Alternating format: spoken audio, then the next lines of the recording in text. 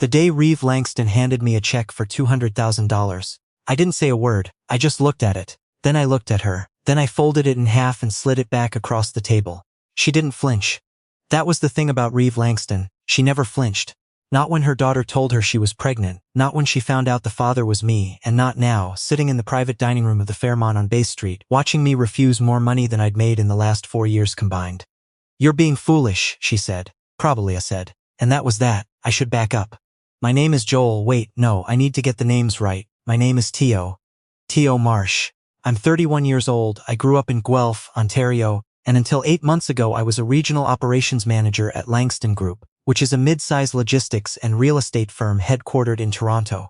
Mid-size by Canadian standards means they run contracts from Halifax to Vancouver, and they have enough pull in Ottawa that their name shows up in industry newsletters twice a month. Not a household name, but in the circles that matter for commercial real estate and freight corridor management, the Langston name carries weight. I'd been with the company for 3 years. I was good at my job. Not flashy, not political, just good. I showed up, I solved problems, I didn't gossip, I didn't play games. That's how I ended up in the room with Ingrid Langston in the first place. Because her VP of operations kept recommending me for cross-departmental projects, and eventually the CEO herself wanted to see who this quiet guy from Guelph was. Ingrid Langston, 34 years old. The only child of Reeve and Gerald Langston, who had built the company from a single freight brokerage office in Burlington back in the 90s. Gerald had died 6 years before I joined the company. Ingrid had taken over as CEO at 28. She'd restructured the whole operation, moved the head office to Toronto, expanded into real estate, and tripled revenue in 5 years. Every profile written about her used the word formidable. I remember reading one of those profiles before my first meeting with her and thinking that was a strange word to use about a person, like calling someone a weather system. Then I met her. She was already in the boardroom when I arrived.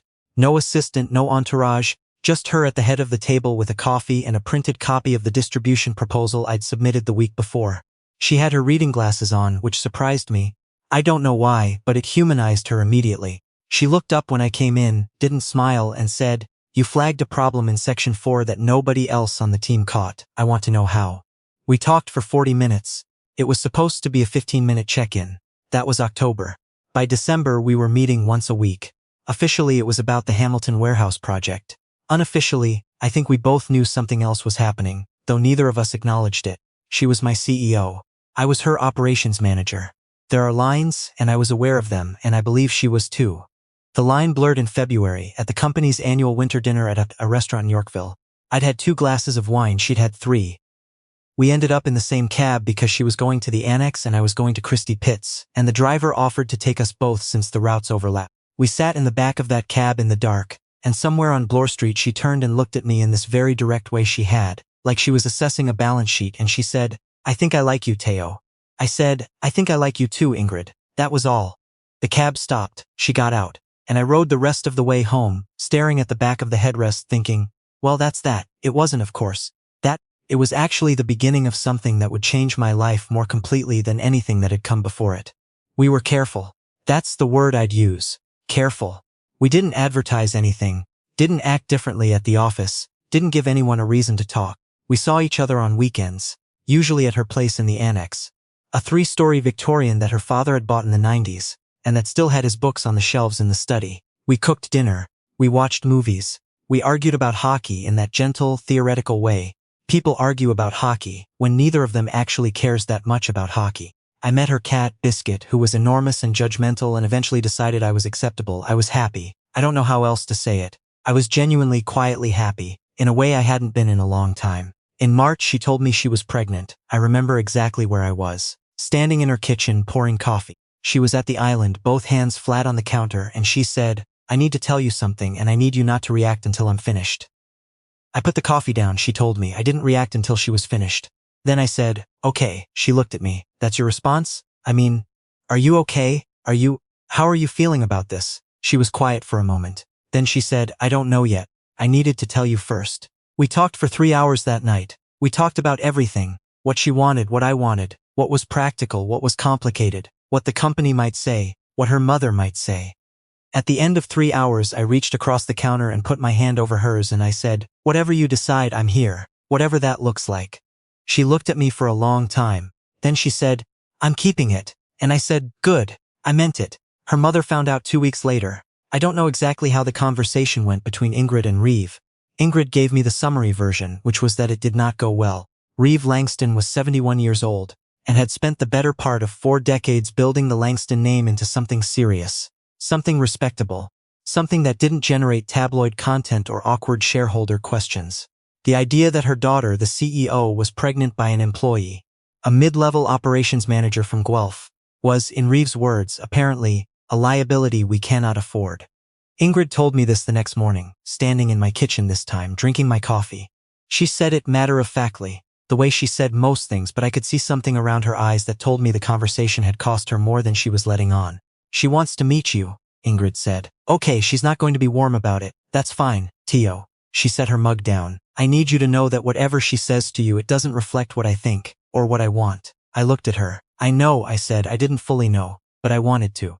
The meeting with Reeve Langston was not at the family home, not at the Langston Group offices, and not at any of the restaurants I'd been to before. It was at the Fairmont on Bay Street, in a private dining room on the second floor that I had to be escorted to by a man in a suit who didn't introduce himself. The room was small and very quiet and had that particular kind of expensive silence that have when they're designed to make you feel slightly underdressed. Reeve was already seated. She was tall, even sitting down. That sounds strange, but it was true. She had the posture of someone who had been told from birth that slouching was a character flaw. White hair cut close, a charcoal blazer, pearl earrings. She looked like the kind of woman who had a word for everything and used it precisely. She didn't stand when I came in. She gestured to the chair across from her. I sat. There was water on the table. She poured a glass for herself. She didn't pour one for me. Tio Marsh, she said, not a question, more like she was confirming an item on a list. Mrs. Langston, I said. Reeve, she said, which surprised me slightly. I prefer first name. It keeps things honest. Reeve, I said. She looked at me the way I imagined she looked at quarterly reports. Systematic, unhurried, looking for the number that would explain everything. Then she said, I'm going to be direct with you because I don't have the patience for anything else. You know why you're here. I have some idea. My daughter has made a decision that will have consequences. I'm not interested in revisiting the decision itself. What I'm interested in is managing the situation in a way that protects the company and protects Ingrid. She paused. And to be fair, protects you. From what? I said. She didn't blink. From a situation you're not equipped to navigate. You're a capable man, from what I understand. Gerald always said the best people in the company were the ones who showed up and solved problems without making noise. You're apparently one of those people. I respect that. Another pause. But you are not what Ingrid needs right now. Not professionally, not publicly, and not personally. You understand the difference in your positions. I do, I said. Then you understand that the best thing you can do, for Ingrid, for the child, for your own career, is to step back from this. I looked at the table. Then I looked at her. Step back, I said. You mean leave, I mean transition, she said, like she was reframing a line item. A generous severance, an excellent reference, and a private arrangement that ensures financial support for the child without requiring any ongoing involvement from you that might complicate Ingrid's position. She reached to the side and picked up a slim folder I hadn't noticed and placed it on the table between us. The figure is substantial. Enough to start over somewhere else if you wanted. Calgary, Vancouver, Halifax. The market is strong in all 3 cities right now. I looked at the folder. I didn't open it. The figure, I said. $200,000, she said. A clean transfer, no public record. The room was very quiet. I thought about the cab on Bloor Street in February. I thought about Ingrid's kitchen in March, both hands on the counter, asking me not to react until she was finished. I thought about what she'd said to me the morning after. Whatever she says to you, it doesn't reflect what I think, or what I want. I thought about the fact that somewhere in the next 7 months, there was going to be a person in the world who would someday want to know who their father was and what he did when it counted. I picked up the folder. I folded it in half. I slid it back across the table. No thank you, I said. Reeve didn't flinch. She looked at the folder. She looked at me. Something shifted very slightly in her expression. Not anger exactly, more like recalibration. She was reassessing the balance sheet. You understand what you're walking away from, she said. I understand what you're asking me to walk away from, I said, which is different. She was quiet for a moment. You're being foolish, she said. Probably, I said. I stood up. I thanked her for the water I hadn't touched, and I left. I called Ingrid from the sidewalk on Bay Street. It was cold. Early April in Toronto, which means winter hasn't fully decided to leave yet. There was still that particular gray chill in the air that gets into your collar and doesn't come out. She picked up on the second ring. How did it go, she said. Not a question either, just a sound. She offered me $200,000 to disappear, I said. A long pause, then Teo, I said no. Another pause. Longer, you said no, yes, to $200,000, yes. I heard her exhale slowly on the other end of the line. It wasn't quite a laugh, it was something more complicated than a laugh. Then she said, very quietly, why? I stood there on Bay Street with the cold getting into my collar and I thought about how to answer that honestly. Because it was the wrong thing, I said. That's all. It wasn't complicated. She didn't say anything for a moment. Then she said, come over now. Yes, now. I caught the subway north and walked the last 6 blocks because I needed the air. When I got to her house, she opened the door before I knocked, which meant she'd been watching the window. Which was not something Ingrid Langston typically did. She stepped back to let me in without saying anything, and when I got inside she handed me a cup of tea, mine the one I always had, which she'd apparently remembered and made while I was on the subway, and then she sat across from me at the kitchen table and looked at me for a long time. I didn't tell her to do that, she said. I know. I want you to know I didn't know she was planning, Ingrid. I put my tea down. I know. It's okay. She pressed her lips together. For a moment she looked less like the CEO of a mid-sized firm with 300 employees and more like a person who was very tired and very uncertain and trying very hard not to show either of those things. What do we do now? She said. And I realized that was the first time she'd used that word. We figure it out, I said together. She looked at me for another long moment. Then she nodded once, the same way she signed off on proposals. Decisive, final, no second guessing. Together, she said. The next few months were not easy. I won't pretend they were. There was the question of my job, which we handled by mutual agreement with the board.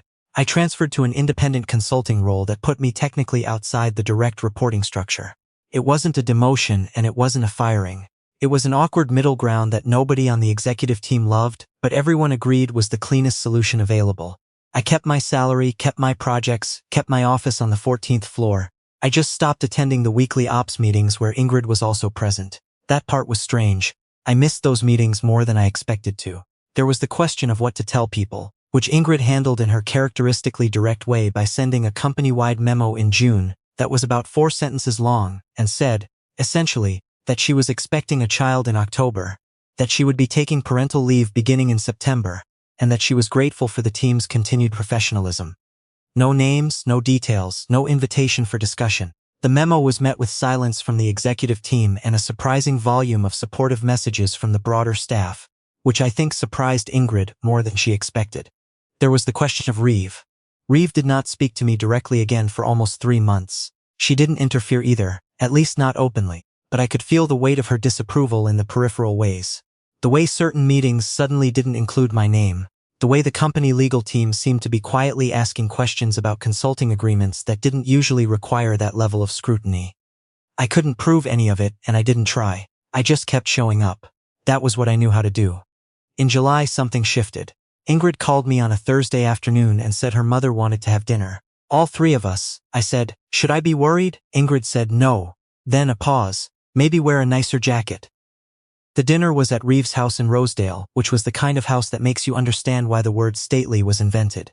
Gerald Langston had apparently bought it in the late 90s, and Reeve had lived in it alone since he died, rattling around in 6 bedrooms with a housekeeper named Marta, who had been with the family for 20 years, and who greeted me at the door with a warmth that Reeve herself hadn't yet offered. We sat in the dining room. Reeve had made, or rather Marta had made, roast chicken, which seemed like an oddly domestic choice for a woman I'd only ever seen in boardroom configurations. There was wine. Reeve poured 3 glasses without asking. The first 15 minutes were polite and careful.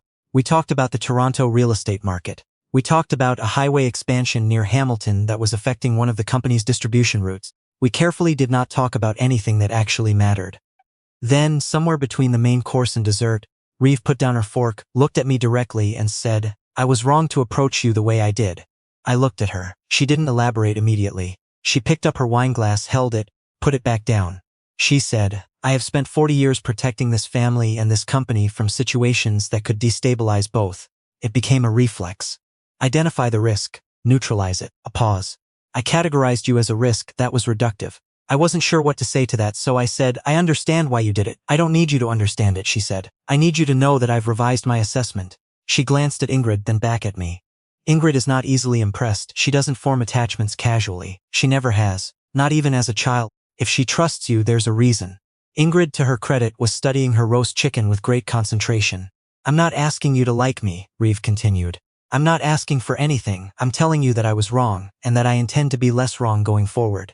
She picked up her fork again. That's all. I nodded. That's enough, I said. Something shifted in Reeve's expression then. Not a smile exactly. I didn't think Reeve Langston did full smiles at dinner tables, but a small, precise relaxation around the eyes that I understood to be the Langston version of warmth.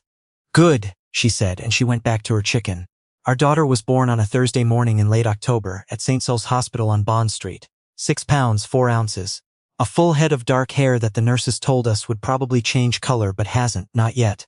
We named her Clara. Ingrid chose the name. She said she wanted something that would age well, something that didn't belong to any particular decade. Clara Marsh Langston. The hyphen was Ingrid's idea. I didn't argue. I was in the room when she was born. I held her before I'd fully processed what was happening, before my brain had caught up with the reality of the moment, and I just stood there, holding this 6-pound person who was so new to the world that her eyes hadn't fully decided what they wanted to be yet. And I thought very clearly and very quietly that there was no version of the last 8 months where I would have done anything differently. Not the refusal on Bay Street, not the transfer, not the 45 minutes on a Rosedale's subway platform in July waiting for a train that was delayed because of signal issues at Union, standing in the cold because I'd misjudged the travel time to Reeve's dinner. None of it.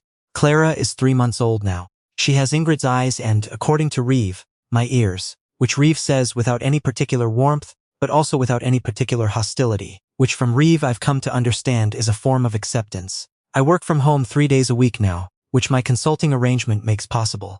Ingrid is back at the office. She took her full 17 weeks under the federal EI parental leave benefit, which I know surprised her board more than it should have in 2024. But that's a different conversation. She's there by 8 most mornings and home by 6. We haven't talked about what we're calling this. Us, whether we're a couple in the way people use that word, whether it's something with a label or just something that exists and keeps existing. I think for now we both understand that what we are is parents and everything else is secondary to that, and that's enough. Reeve comes on Sundays. She sits in the big chair in the living room and holds Clara and talks to her in a low voice that I've never heard her use with adults.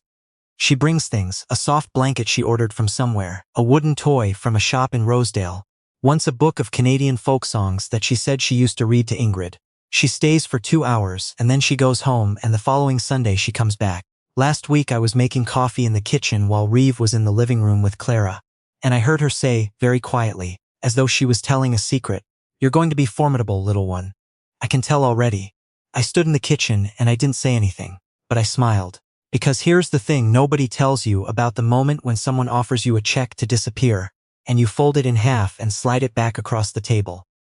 The money isn't the point. The money was never the point.